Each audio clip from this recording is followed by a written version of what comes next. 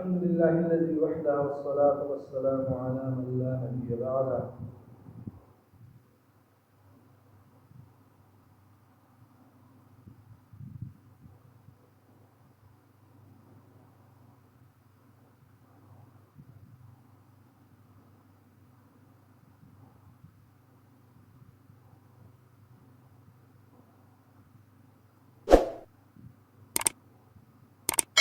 الحمد لله الذي وحده والصلاة والسلام على من لا نبي بعده.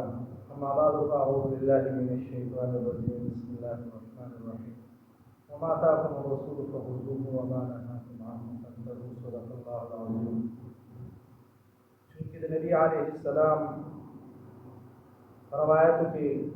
خبر معلوم شولا چې الله تعالی کله یو پیغمبر یو قوم ته رالیږي نو هغه د هغې قوم په برګزیده او په اعلی خاندان کې وي. ځکه نبی علیه السلام فرمایي چې زه د فخر په طور باندې نه وم چې خپل دوی په دې کې بیان کوم، بلکې دا خو او دا هم نه چې زه خپل تعظیم او د نورو د تذلیل اظهار وکړم. او د حقیقت مونږ دا فخر نه دی، بلکې د دې نه علاوه چې څومره انبیا او اولیاء راغلي دي په دې کې دا فرق دی چې څومره هم ولیان دي نو هغې باندې د خپل کمال هغه اظهار هغه واجب او لازم نه دی. یعنې په ولي باندې دا لازم نه ده چې الله تعالی ته ولایت ورکړی دی او د خلکو مخکې رسم ظاهر دا لازمه نه ده. او دا څرنګه په کوم وخت چې الله تعالی یو پیغمبر د دیني مصلحت ورکړی دی نو گویا کې دی به څه کوي، دی به اعلان کوي او دی به دعوت ورکوي، دی به دا هغې ته به څه کوي، د خپل نبوت په دې اظهار به کوي. ځکه به د خپل نبوت اظهار کوي چې که چېرته د خپل نبوت اظهار ونه کړي چاته به څنګه پته لګي. د دغې وجې نه گویا کې څومره انبیا راغلي دي هغوی جهرت اعلان کړی دی الله تعالی زه پیغمبر جوړ کړی، ما ته نبوت راکړی دی، ما ته کتاب راکړی دی، زه پیغمبر رالیږلی یم، زه رسول رالیږلی یم. خو لیکن چا هم به طور فخر نه دي ویلي په دې کې د بل تصدیق هغه نیت او اراده نه ده، بلکې دا د الله تعالی هغه نعمت دی چې هغه په خپل ځان باندې د هغې څه کوي، هغه ظاهروي. نو گویا کې د پیغمبر چې بنده الله تعالی چې بنده د پیغمبري ورکړي بیا د هغه په پیغمبرۍ کې چې د الله تعالی له طرفه وي نو په هغې کې بیا گویا کې شک او شبهه په هغې کې پرېوتل نه دي پکار. ولې چې کله یو بنده ته الله تعالی پیغمبري هغه ورکړې ده او چا هم شک شبهه کې غورځېدلی دی نو گویا کې هغه ایمان ته هغه نقصان رسېدلی دی، هغه بنده ته نقصان رسېدلی دی او دغه بنده هغه گویا کې د نقصان هغه خالي نه دی. د دې وجې نه د نبوت او د رسالت باندې د ایمان راوړلو سره سره نبی علیه السلام چې هغه مصطفی مجتبی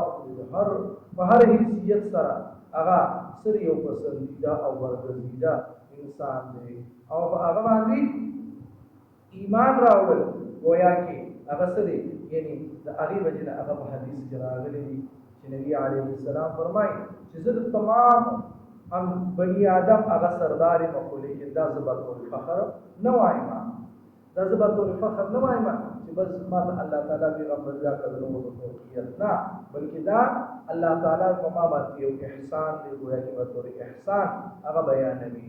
او ذکرني په قرآن کریم کې الله تعالی فرمایي چې یا ایها الرسول بلغ ما انزل الیک من ربک وان لم تفعل فما بلغت رسالته. یعنی اے نبی علیہ السلام چې کوم څیز یعنی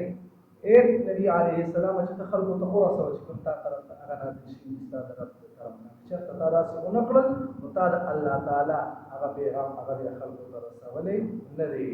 نو گویا کې الله تعالی پیغمبر رالیږي د دې لپاره چې په مخ د ځمکه باندې هغه د خپل کتاب حکم هغه په خلکو باندې څه کې لازم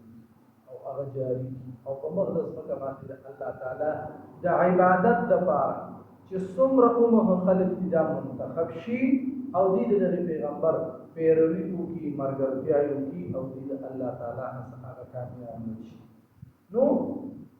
په دې وجه باندې چې څومره انبیا راغلي دي ټولو انبیاو هغه خپلې کلمې او گویا کې د الله تعالی د وحدانیت هغه اعلانونه کړي. نو مقصد د حکم هغه دا دی چې کوم پیغمبر ته د سپومه حکم شوی دی گویا کې دا ای تعمیل کړي کړه د نبوت او کړه د رسالت ته او دا غره چې د کوم سيزونو دی دا هغه اعلان کړو خدا اعلان دا به فخر نه دی او په یو حدیث کې راځي نبی عليه السلام ارشاد فرمایي چې جبريل عليه السلام ما ته وایي چې ما د مشرق نه واخلې تر مغرب پورې چې څومره اوس مکر دا ما ټول چا کړه ما ته د بني هاشم نه افضل دي کې څو ښکارا نشو او بیا په بنو هاشم کې چې کومو هغه د ټول نه افضل دی نبی عليه السلام ته اشاره او په یو حدیث کې امام طبراني رحمت الله علیه امام احمد رحمت الله علیه هغه دا روایت حافظ اسقلانی رحمت الله علیه فرمایي چې د حدیث باندې گویا کې د صحت علامات او آثار هغه په نظر دي حکیم ترمذی رحمت الله علیه فرمایي چې جبرئیل علیه السلام هغه چې څومره عمره نفوس دي یعنی پاک نفوس دي نو د هغه د تلاش د پاروي د زمکي هغه چکر معموله ده او چې چونکی هغه زمانه د جاهلیت او چې زمانه د جاهلیت او رضی وجه جبرئیل علیه السلام او چې ظاهري افعال او اعمال باندې نظر نه بلکې هغه فطرت او استعداد باندې عموما نظر هغه ساتلو د دې په اعتبار سره عموما عرب او خاص کر بنو هاشم چې هغه سود ټولو نه هغه ما یعنی ما د هاشم خاندان دا ما د ټولو نه افضل دي افضل نو د قریش په خاندان الاول عرب هغه اولاد بیا هغه چې کومو هغه کې قریش بیا په قریش کې بنو هاشم خاندان چې په هغه کې هغه انتخاب نو نبی عليه السلام وشو او په دغه زمانه د عرب کې دا تمام اقوام چې څومره وو نوې په دې باندې ویا چې